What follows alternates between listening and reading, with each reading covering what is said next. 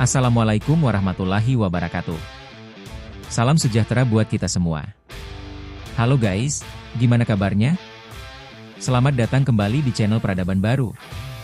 Hari ini kita bakal bahas topik yang lagi rame banget di kalangan pionir di platform X. Banyak analisis, prediksi, dan diskusi mendalam tentang masa depan Pi Network. Seperti biasa, semua yang gue bawain di sini bukan pernyataan resmi, tapi rangkuman dari berbagai analisis komunitas. Jadi anggap ini sebagai wawasan tambahan, bukan kebenaran mutlak.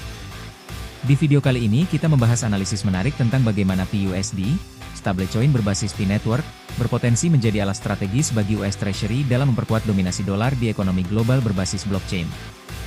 Apakah ini hanya teori? Atau langkah awal dari arsitektur moneter baru yang sedang disiapkan? Sekali lagi guys, semua yang dibahas di sini adalah rangkuman analisis komunitas, bukan pernyataan resmi. Jadi anggap sebagai tambahan wawasan, bukan kebenaran mutlak. Oke guys, langsung aja kita mulai pembahasan berjudul. Apakah Pi Network dipakai AS untuk kendalikan dunia finansial? Bagian 1, Fondasi Sistem PUSD. Pi Network memperkenalkan mekanisme dual value yang unik. Pi, aset jaminan bernilai tetap pada $314.159 Amerika, GCV. PUSD, mata uang berbasis USD yang dicetak ketika Pi dikunci sebagai cadangan. Model ini memungkinkan pencetakan PUSD tanpa ketergantungan masuknya fiat eksternal.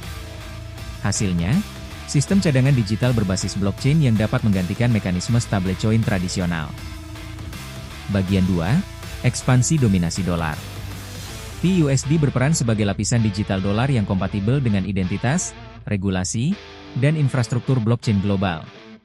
Dengan distribusi pengguna Pi Network yang tersebar di seluruh dunia, PUSD potensial memperluas pengaruh moneter AS dan mempertahankan hegemoni dolar di sistem ekonomi Web 3, tanpa harus membangun distribusi baru dari nol.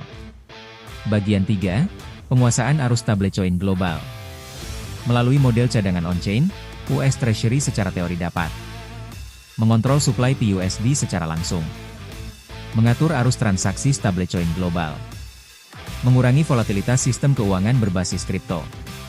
Ini memungkinkan AS memulihkan otoritas yang selama ini didominasi stablecoin swasta seperti USDT dan USDC. Bagian 4, Penegakan AML, Compliance, Sanksi otomatis.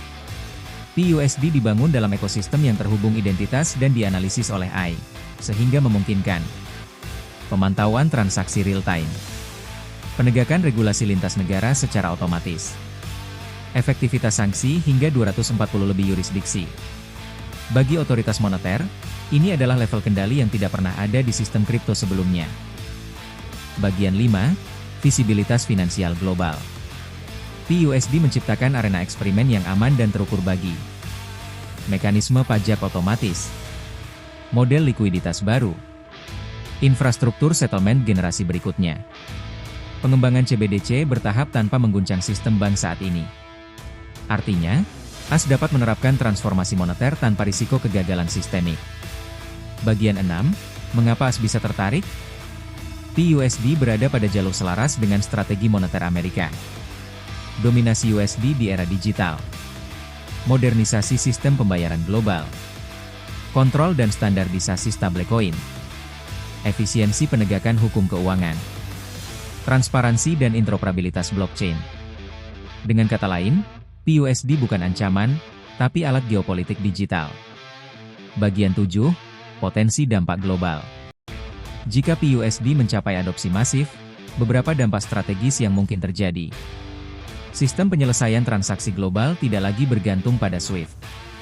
Stablecoin privat kehilangan relevansi. Dolar digital menjadi norma di negara berkembang.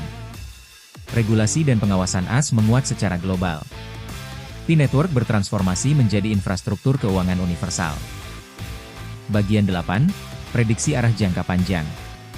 Konvergensi antara Treasury dan PUSD berpotensi membentuk arsitektur moneter baru berbasis aset jaminan bernilai tetap, Pi.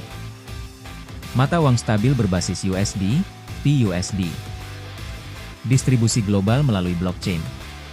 Kepatuhan otomatis berbasis AI. Jika benar terrealisasi, ini bukan sekadar perkembangan kripto, tapi redefinisi sistem moneter dunia. Bagian 9, Penutup. Kesimpulannya, P-Network tampaknya dirancang bukan sebagai aset spekulatif, tetapi sebagai fondasi sistem pembayaran global yang kompatibel dengan kepentingan institusional besar seperti US Treasury. Namun, ini tetap analisis prediktif. Waktu dan implementasi nyata akan menentukan apakah arah ini benar terjadi atau hanya desain yang tidak terrealisasi. Catatan.